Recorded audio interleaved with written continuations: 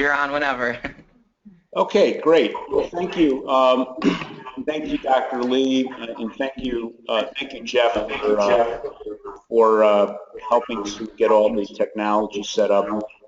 Hopefully, there's no feedback right now when I'm speaking. Nope, you're good. Okay, I hear it on my side. I can deal with that. So first of all, Dr. Lee indicated, yes, it seems that every time we try to do this, there's some kind of snow or ice storm going on, and so this actually was why it's best to do this. And because we have technology to do this, I can join you. Would much rather be joining everyone in person, but this is really the best, second best way to do it. I'm the executive director of National Association of Social Workers here in Illinois. We are the largest association of social workers. I'm trying to get my power working here. It's 1 second.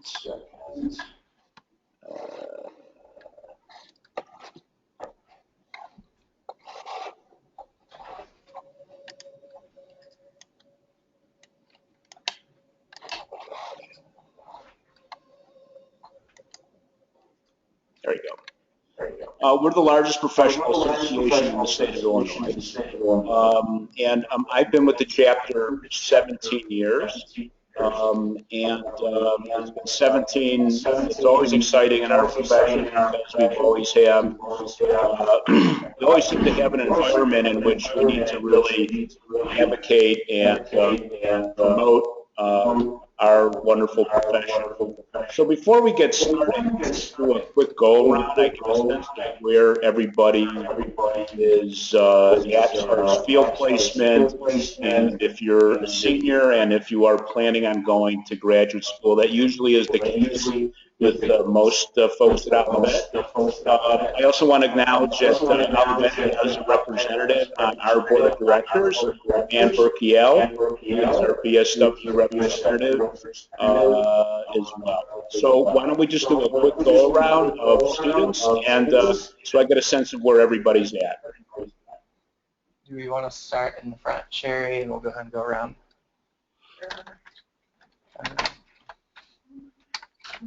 So we're going to start in the front left, and we're just going to go around the room. So. Hi, I'm Sherry. I am a senior social work student. Obviously, not a typical senior age-wise. I am looking to do an internship in the fall, and grad school is not in my immediate plans, but we'll see what the future brings for that. Can you hear them, Joel? Or? Yeah, that's great. What's your concentration? Women and children. Okay. I'm Lauren. I'm a junior this year. I do plan to go to grad school. Not really sure if I'm going to do it right after I graduate or not. Yeah. I'm Megan. I'm also a junior this year and also planning on going to grad school probably right after I graduate. I'm Laura, and I'm a junior, and I'm planning on going to grad school someday. Just don't know when. I'm not sure if that's right after college or whatnot, but my concentration would be community development and leadership. Great. I'm Stephanie. I'm also a junior. I'm not completely sure about grad school, probably eventually. Not sure if that's right after I graduate or a couple of years down the line. And my concentration is probably going to be child welfare. Great. I'm Dan. I am a junior as well. Yes, I do plan on going to grad school, and my concentration is maybe like adolescence with like substance abuse, maybe sexual abuse. So. It's gonna be shaky. Sorry, Joel, you're flying. I'm Caleb. I am a junior, and I see grad school in my future. Just might not be right after graduation here, but my concentration is older adults. I'm Michaela. I'm a junior. I also plan to do grad school maybe a couple years after I graduate. I want to work for a couple years. Probably concentrating in like juvenile delinquency, something like that. I'm Hannah. I'm a junior. And grad school, I don't know, maybe someday. We'll see. And I want to work with adoption. I'm Katie. I'm a junior, and I plan on going to grad school after I graduate, and my concentration is in mental health. I'm Juliana. I'm a junior, and I'm looking into grad school, but I'm not entirely sure when. I'm Jessica. I'm a junior. I'd love to go to grad school right after I finish my bachelor's, but I'm still looking into that. And I'm thinking of concentration in healthcare. I'm Maria. I'm a junior as well. I am going to grad school after graduation, and my concentration is school social work. I'm Jackie. I'm a senior. I don't plan on going to grad school right after I get my bachelor's, but maybe someday. And I want a concentration on juvenile delinquency, preferably working in probation. And then, bring it to readjusted. And then I'm Jeff. I'm a junior, and I plan on doing grad school, hopefully right after college. And my concentration would be social change and leadership. Great. Okay, well, great. This helps me out a great deal. And plus, I'm sure, as all of you know, the advantage of one of the many advantages of having a BSW is that if you do indeed want to go on to graduate school within a certain time period, you can apply for advanced standing and knock that master's degree off in a year. So that's great. I wish I had that when I was in graduate school. So, okay. So today we're going to talk about a variety of things. Just briefly about some things about NASW. We'll talk about sort of how we develop our legislative agenda, and talk very briefly about some accomplishments last calendar year. Talk a little bit about our political action committee. That's rather timely right now, as 2 weeks here in Illinois we have our primaries. Plus, obviously today is Super Tuesday. Obviously it's Super Tuesday because I'm speaking to your class, but so that was a joke, everyone. I know it's early. So, and then we'll talk about some of the current legislation, and obviously what's swirling around everybody's mind is the state of our state and our state budget crisis. And then we'll talk a little bit about what to expect sort of on Advocacy Day, et cetera, and then we'll hopefully leave ample time for questions.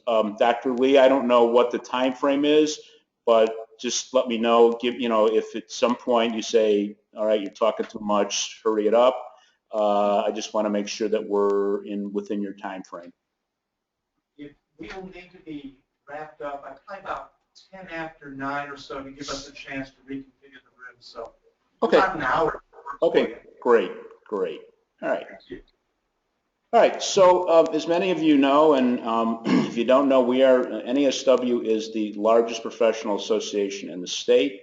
We really work to help social workers advance their careers, help social workers develop and grow their practices, and in many cases businesses, whether it's private practice or in agencies.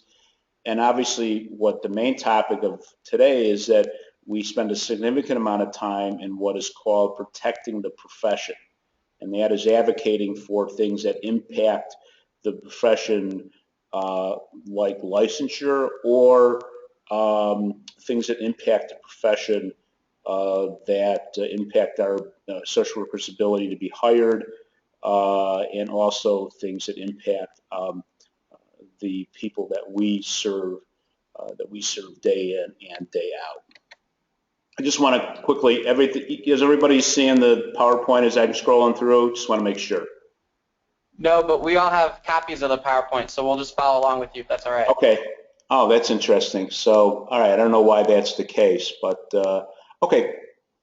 So anyway, the best time to join, for no other reason than it's the least expensive time to join, is when you're a student.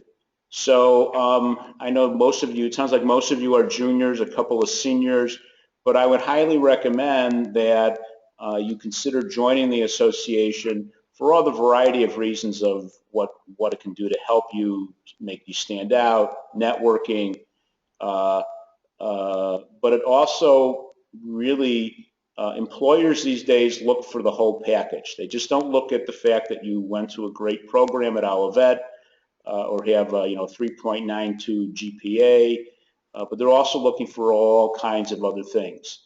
And so it's a really good thing when someone takes a look and says, oh, Sherry is a member of her professional association. So it's an important thing.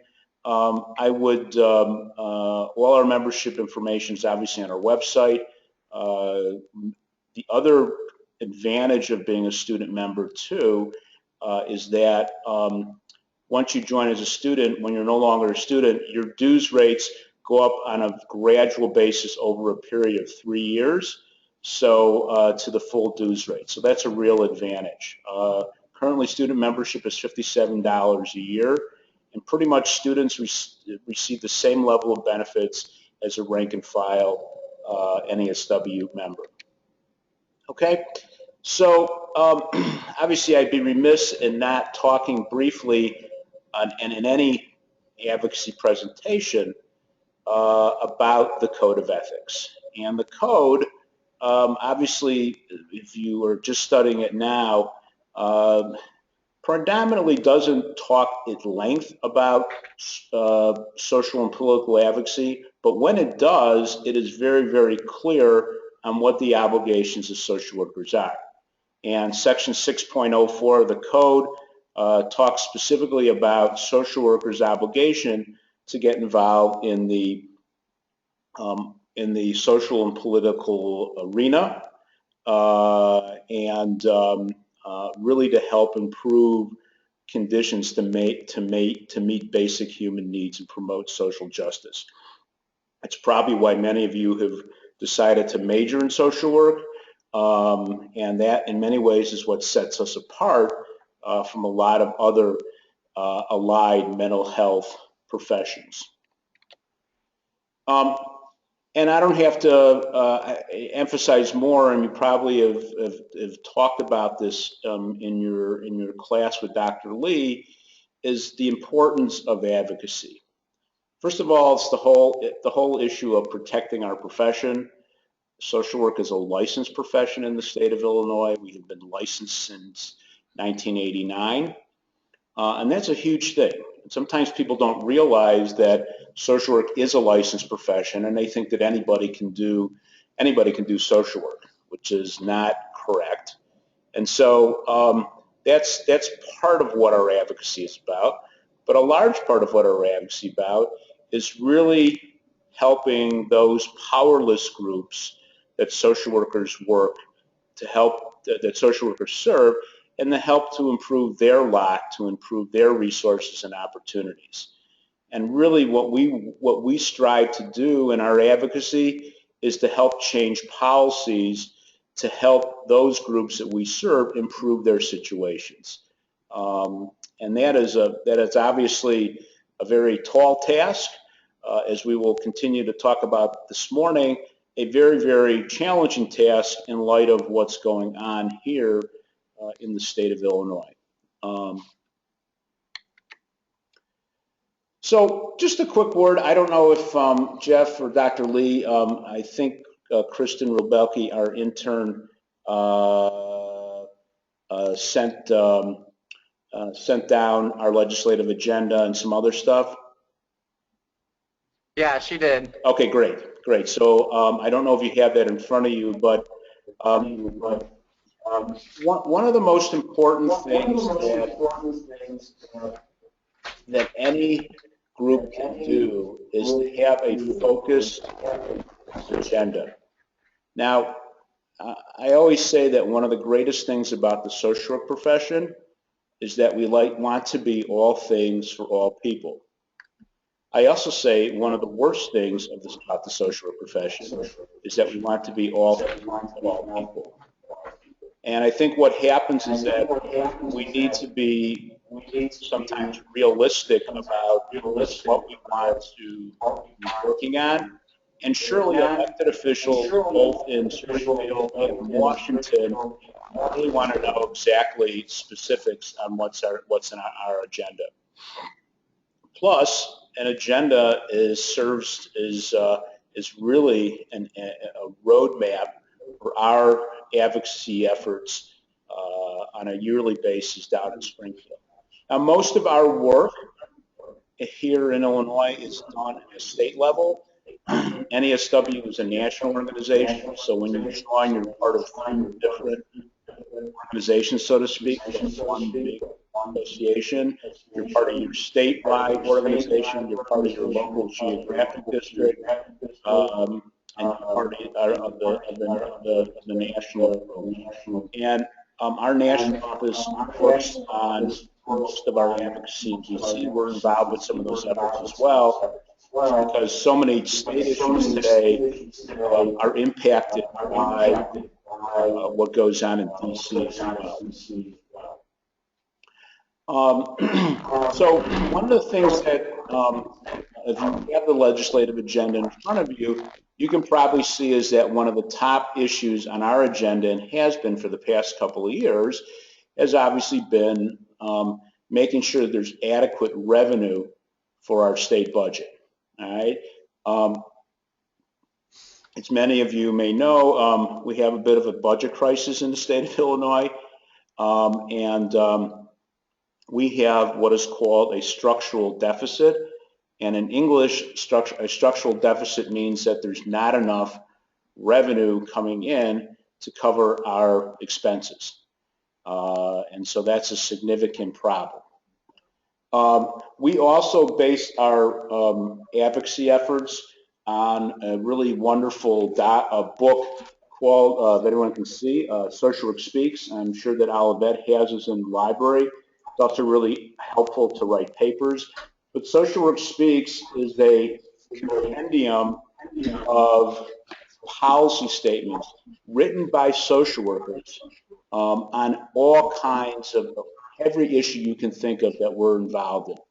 And we actually give a copy of Social Work Speaks to heads of the state agencies, whether it's Department of Children and Family Services, Department of Healthcare and Family Services. We sometimes give this to candidates who are running for political office. It's really, really excellent resource. So that's how we base our advocacy. So before we start talking about some current legislation, I want to talk about one of the significant accomplishments we had in 2015, in which we passed what was called the Youth Mental Health Protection Act, which was signed by Governor Rauner last summer, and that basically prohibits what is called diversion therapy with minors, which basically is a practice that has been done by so-called professionals to convert people who have who refer to themselves as gay or lesbian. So this was a major piece of legislation that we worked on, and I know that there were students at Olivet that helped lobby on this issue as well. One other sort of really important arena that we also do our advocacy in is in the political sphere.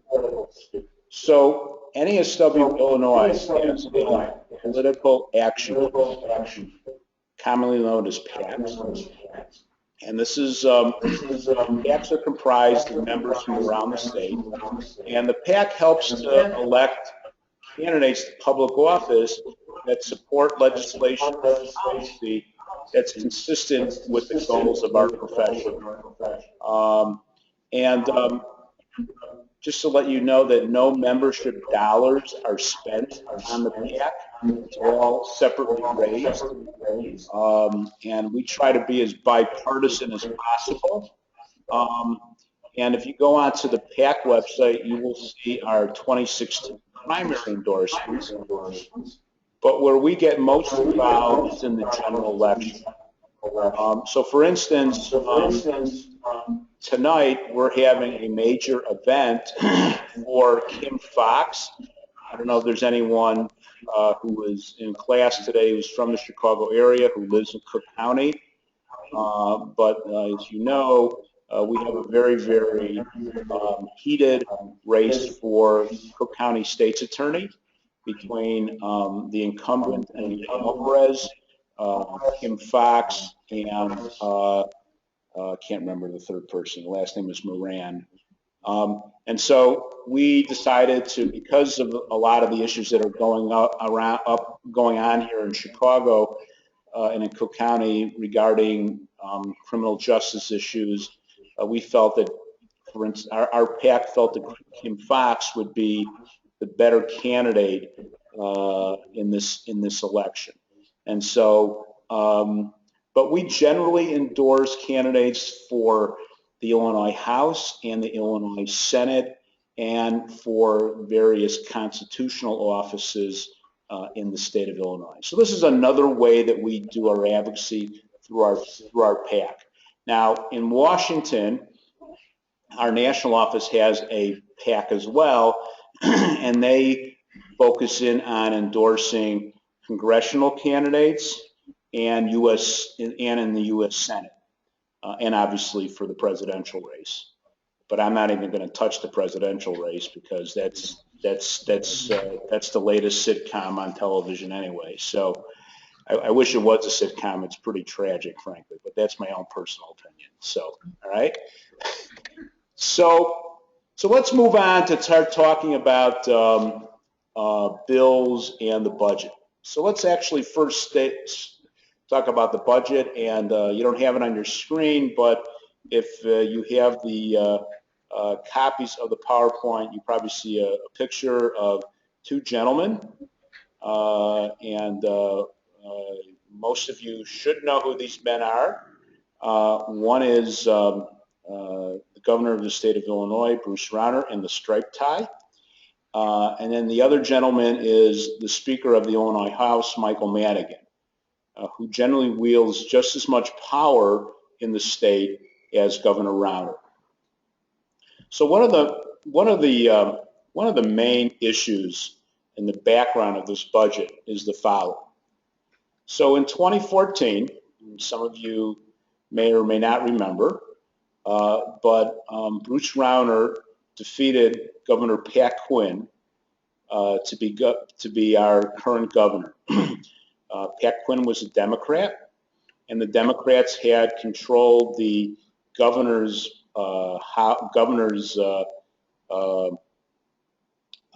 position for about 10 years in Illinois, 11 years. And Governor Rauner comes from a very, very different background and environment than what he currently is involved in, and that is called state government. And so therein lies part of the issue as far as the governor understanding the sort of challenging political culture that Illinois has. So last year, around this time, the governor introduced the budget. That was the budget for fiscal year 16. And a fiscal year basically means that's the timing of a budget. And in the case of the state, it goes from July 1 to June 30th. So fiscal year 16, which we are currently in, sorry I'm getting a little bit into the weeds, but this is important for our discussion. Fiscal year 2016, we're already 8-9 months into that. We do not have a state budget. a budget was not passed. The governor refused to sign the budget that was recommended to him by the General Assembly, claiming that if you don't go along with what he calls his turnaround agenda, which is a variety of reforms.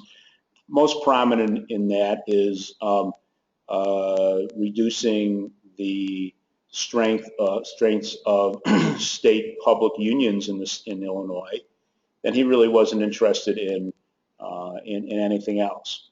So you may ask yourself, well, how in the heck does an agency or do agencies or the state run without a budget? Well, part of that answer is the following. About 90% of our budget or our expenses can be expended because there are a variety of lawsuits, consent decrees that mandate the state of Illinois to pay agencies for their work, to pay vendors for their work. However, there's 10% of the budget which is not covered under that.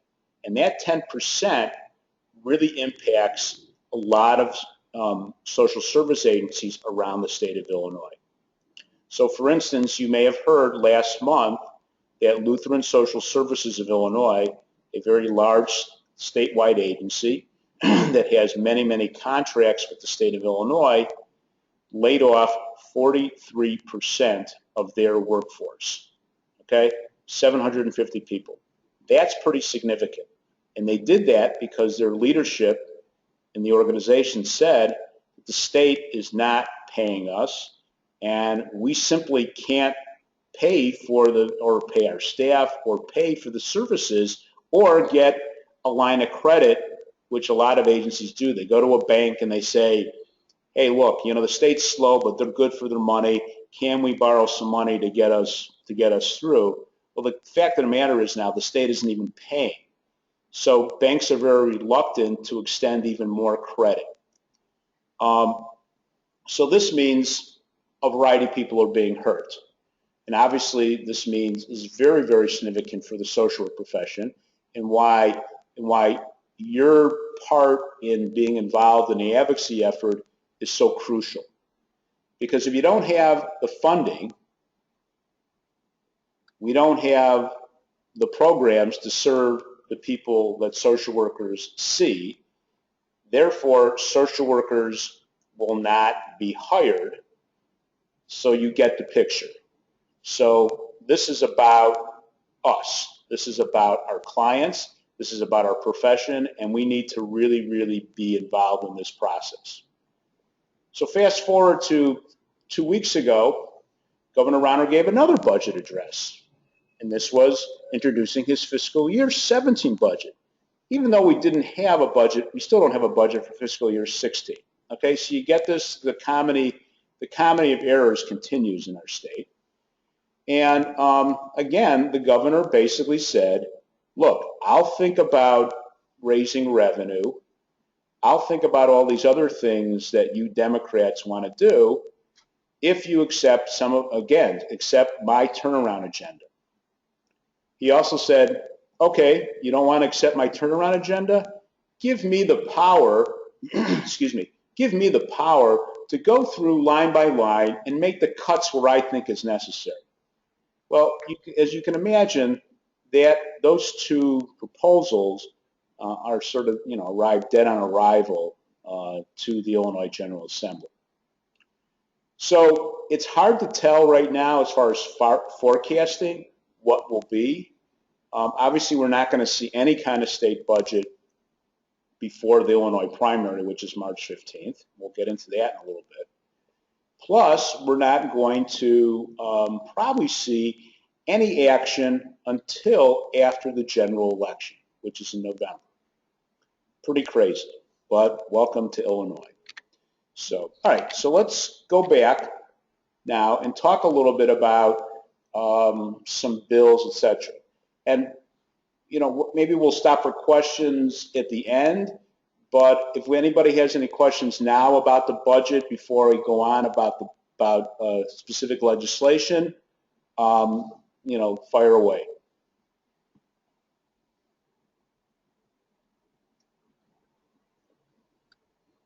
Everybody there?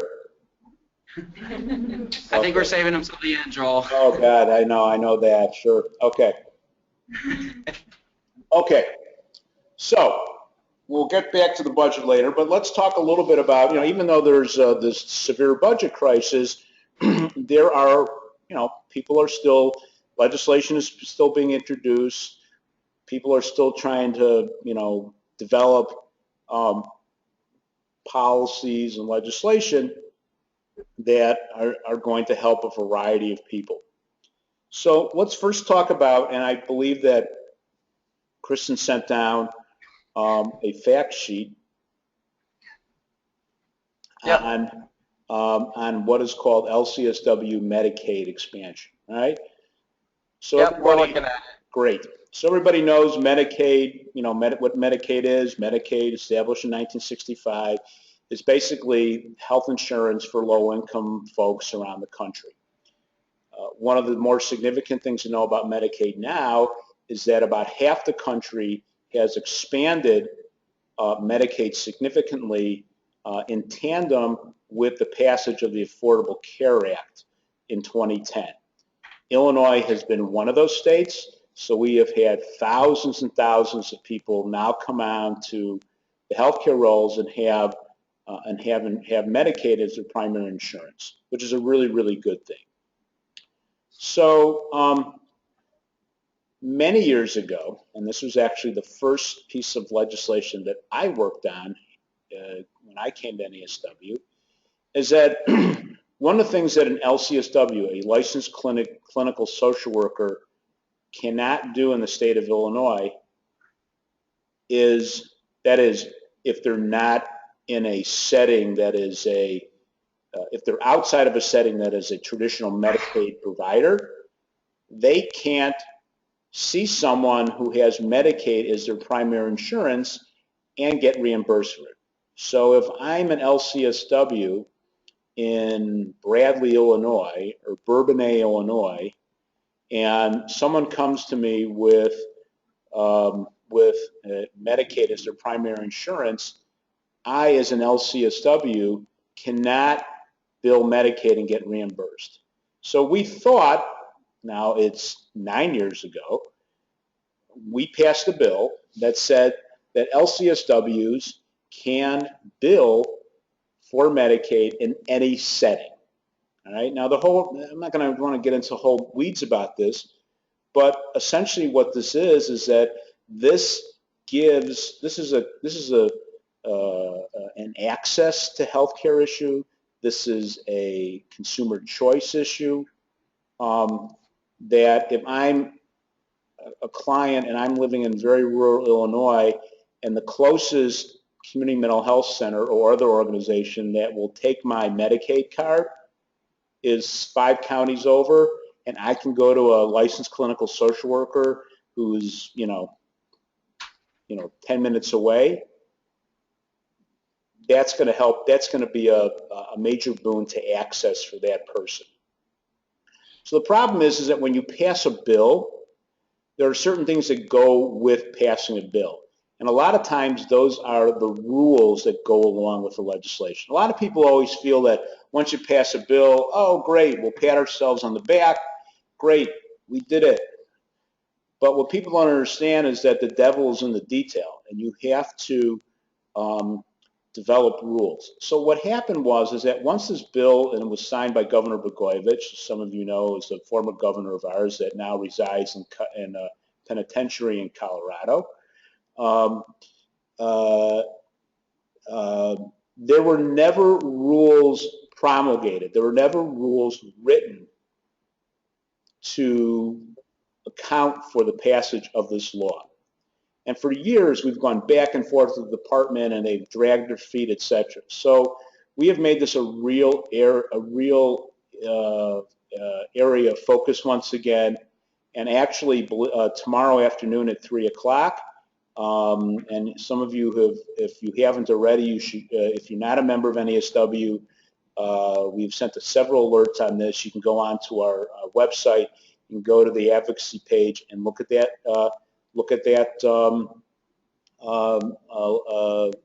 legislative alert to contact your elected official about this. It's being heard in the Senate. We're actually testifying tomorrow afternoon about the bill as well. So that's a major piece of legislation. Now, what would be really interesting, what we're really hoping is that the Department of Health Care and Family Services, which is our basically our Medicaid agency in the state, will say, okay, social workers, we get it. We're going to finally write the rules, and we're done, and we get the rules written, and we finally are able to, LCSWs in any setting are able to bill Medicaid. So that's one major piece of legislation. And obviously the bill, SB is Senate bill, HB is House bill. And then, so the next piece of legislation is a resolution that we're working on, which would create a task force that would look at supporting aged out folks from the child welfare system.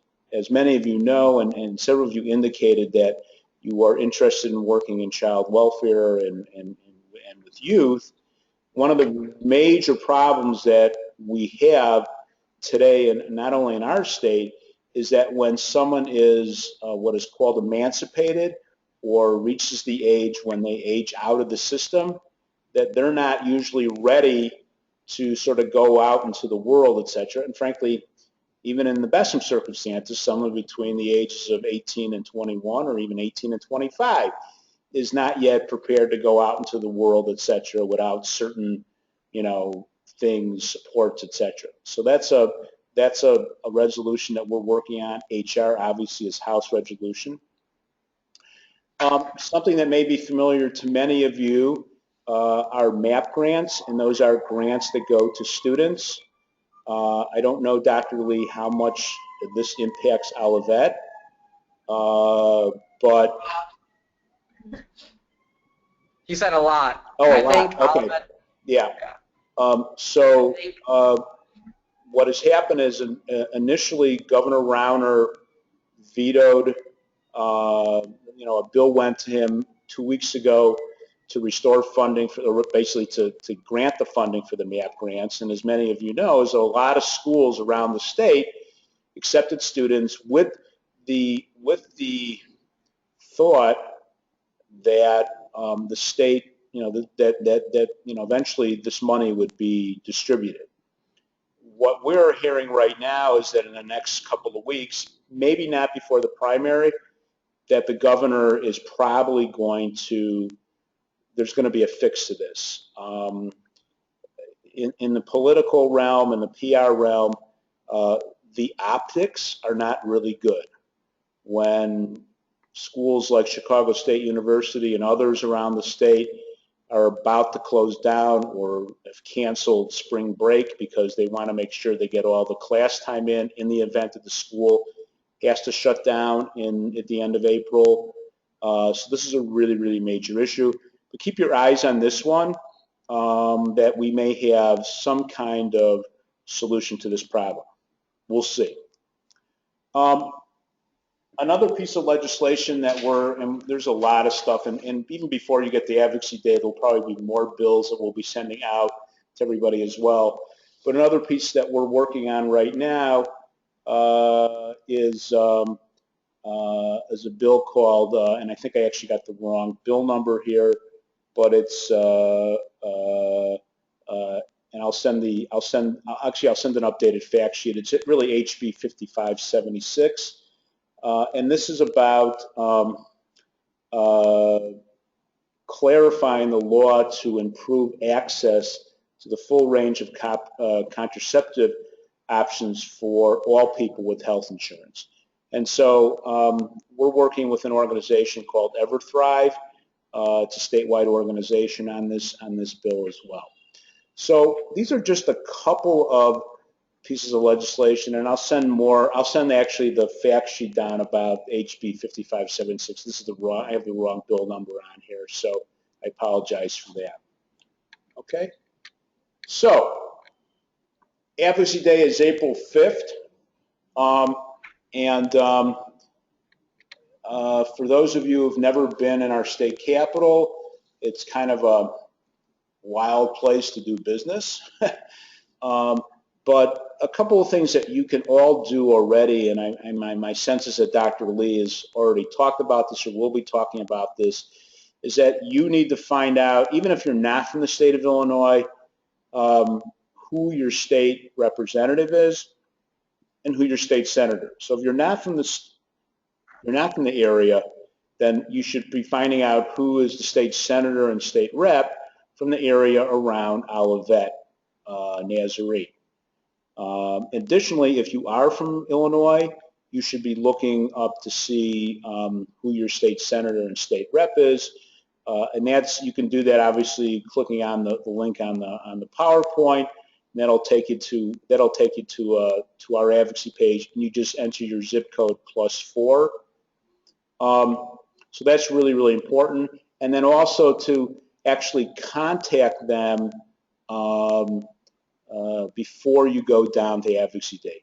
The likelihood that you're going to see them actually that day is not great, but you should definitely, and we'll have more of this on the day, you should definitely go to their offices. We will have slips in the packets, and you write down, my name is so-and-so, I'm from Olivet Nazarene, I'm a social work student, I'm very concerned about the following. Plus, there is an opportunity, even if your state senator or your state representative is on the House or Senate floor, you can actually go and give the guard a little slip and pull them out to come out and talk to you. And that happens too. Like I said, it's a different way of doing business. The other issue is to keep informed. You don't even have to be an NASW member to get our legislative alerts.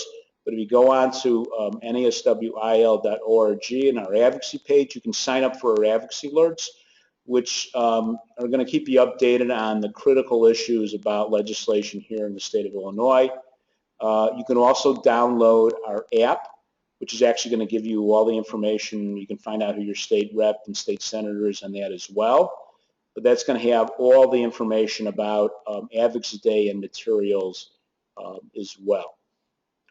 The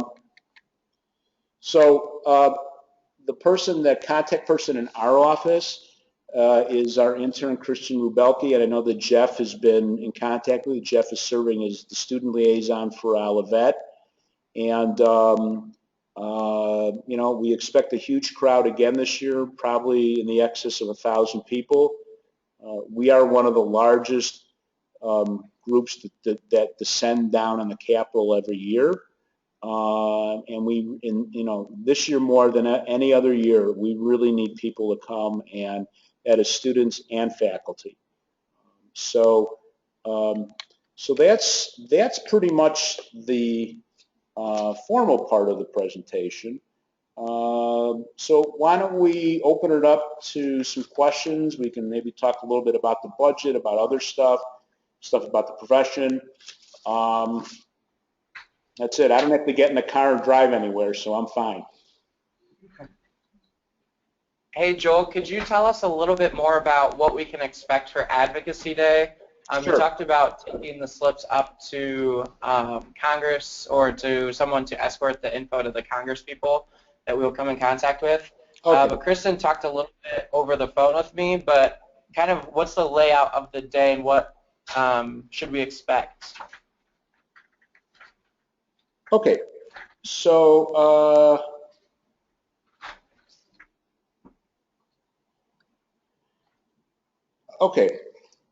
so basically the layout of the day is the following. So the day starts at approximately 9 o'clock, and the morning session is more educational. So we'll have a panel that will be a variety of people, probably some heads of state agencies, whether it's Department of Children and Family Services or others. Then we'll have a variety of breakout sessions that will talk about the budget, that will talk about things like children's mental health, that we'll talk about perhaps criminal justice. We're still figuring that out as well, exactly what exact breakout session we'll have. So the morning session is really spent on sort of learning, getting educated on the issues, getting sort of more of an update on the budget situation as well, which will be quite comprehensive. And then break for lunch, and then where the event is, which is at the convention center, that's about 3 or 4 blocks from the Capitol. So then we all walk down to the Capitol, and then you should all have the names of your state senators and state representatives.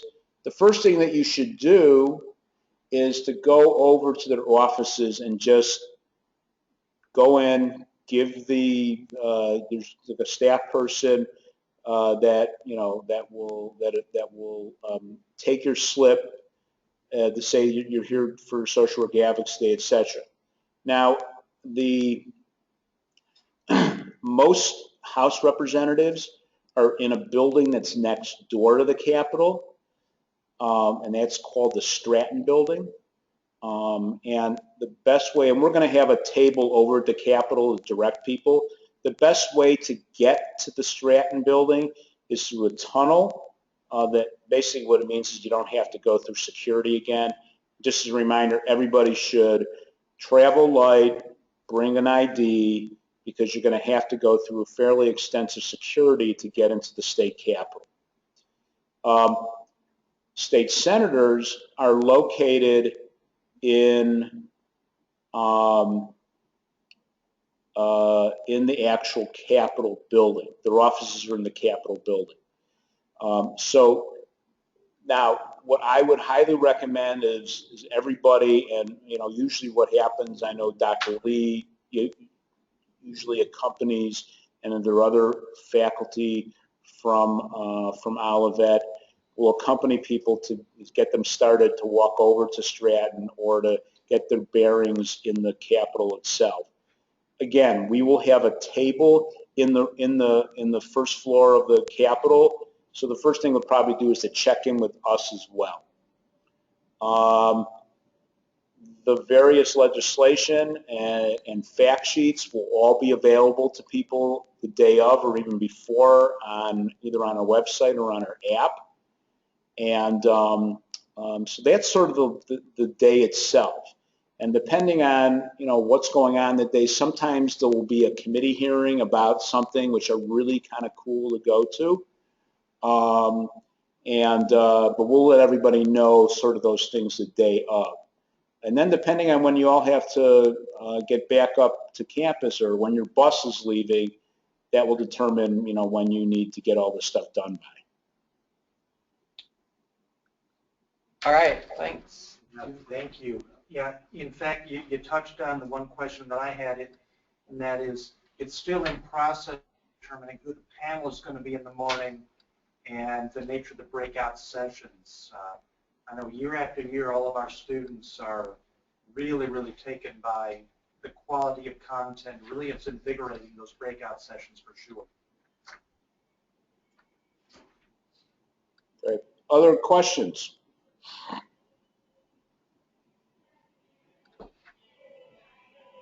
What was our district number for our legislators again?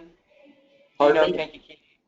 What was our district number to find our legislators? Do you know what Kankakee's district number is? No, but basically what you need to do is go on to our website. Okay.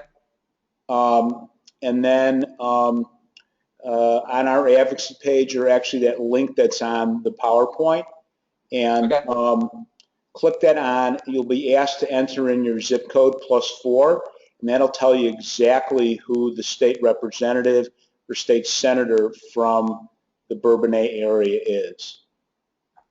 Okay. Yeah, I can't remember offhand, but that's the best way to do it. And definitely contact their office.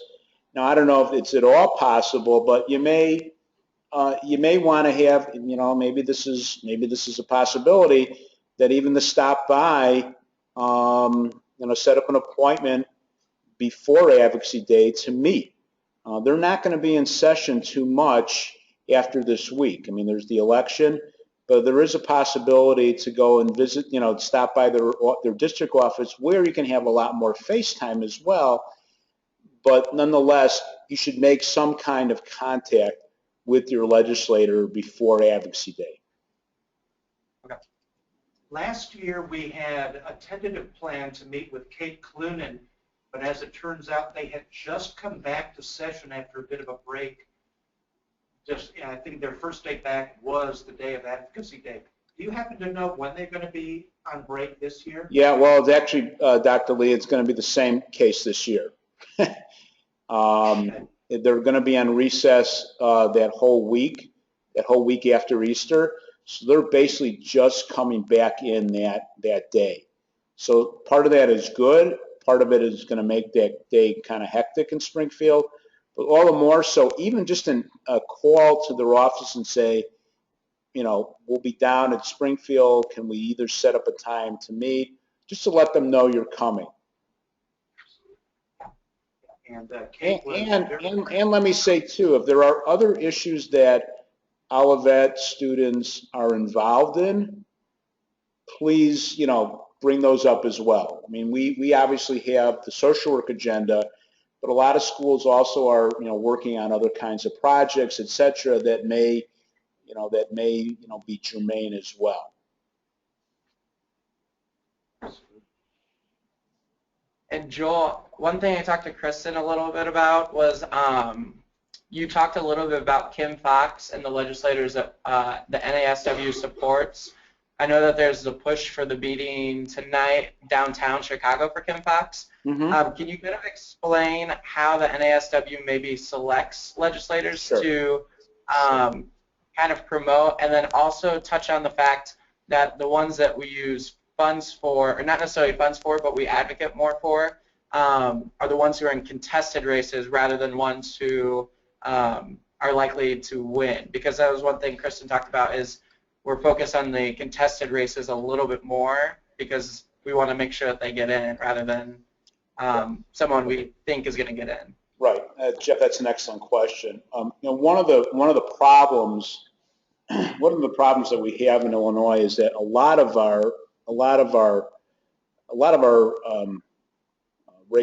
the races for in the primary are not contested.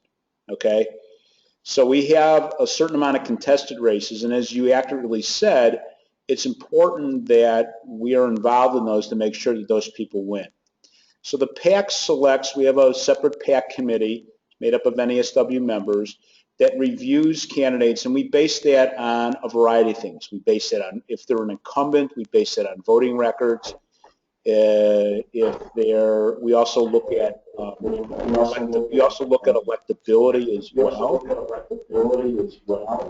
And we also consider their positions, obviously, on issues that are important to the social work profession.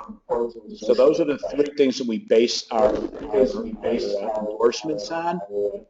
And again, let me emphasize that there is not one dime of membership money that goes towards these political efforts. It's all through our political action committee. When someone renews their membership at NASW, there is a check-off on their membership renewal that says, would you like to donate X number of dollars to the political action committee? And we also do separate fundraising as well. Perfect. And you said that the issues align with the social work profession. Is that true too, that the code of ethics is taken into consideration when we are looking at the issues at hand, and which legislators are following code of ethics within, like, pursuing which side of the issue they're choosing? Or does that make sense? Yeah. Is the code of ethics taken into consideration? Well, sure. The code is taken into consideration in everything we do. And we look at basically either their voting records on issues that sort of define social values. So if somebody is So somebody is going to vote against extending child care benefits, like is what happened a couple of months ago with Representative Ken Duncan, who happens to be a social worker or has a social work degree. We made that a major determination and not supporting him, supporting his opponent. Gotcha. And what was he? What was the way he was voting, or what was he promoting that? Well, decided, basically, decided he was a key vote in making sure that child care benefits were continue to be funded in the state of Illinois, and he basically, the first time this happened, he actually didn't. He missed the vote. And the second time he voted against it. And so what has happened now is that Governor Rauner has put a significant amount of his private money into Ken Duncan's campaign to the tune of about $500,000. So we felt that it was important to take a stand to say that, you know, when you go and vote on such a crucial issue that hurts so many people, especially children, and we needed to make sure that this was not going to be a candidate we were going to support. Gotcha. I know that personally Olivet has been affected by the MAP grants. My father works in admissions, and I know that Olivet for a while has been waiting on $3 million in funds from the MAP grant that the government has not budgeted or passed to send to the schools. So I know that Olivet has been affected, and we're taking precaution here at the university, cutting some budgets, and just we're not firing anyone at this point, but we're definitely trying to just be careful and cautious, understanding that MAP grant is slow right now, and also what is the future of it and the bill and the budget. So, well, I mean, I would add that to the list of things that we need to be advocating on. Like I said, and I read this early this morning on some of these insider blogs about Illinois politics. There seems to be some energy around perhaps solving this problem in the next couple of months. There'd be some kind of emergency higher education funding that would solve at least the MAP issue this year. So it's something that I would really keep an eye out for. And depending on where that's at when we get to Advocacy Day, that could be an issue that we're going to be working on as well. sounds good.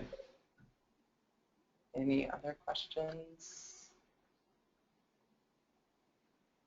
Well, I have been marinating on everything, everything that you've said, and every question that I had when I came to class this morning, you've touched on, so thank you so much.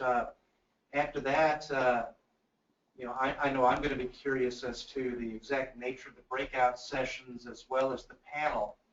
Every year there are powerful topics, and our students talk about that even on the bus ride back home after they're dog tired. So it's been a good day. Yeah, this is, I can't emphasize more. This is really a very empowering day. And even if you never want to hear the word policy again after this class or, in the future, it's really important that what you're doing is going to ensure the future of social work services and, frankly, social work employment. And so keep that in mind. I don't want to be, the fear of God in everybody, but this is a really, really challenging time. We really need everybody to step up. Absolutely. Is there any other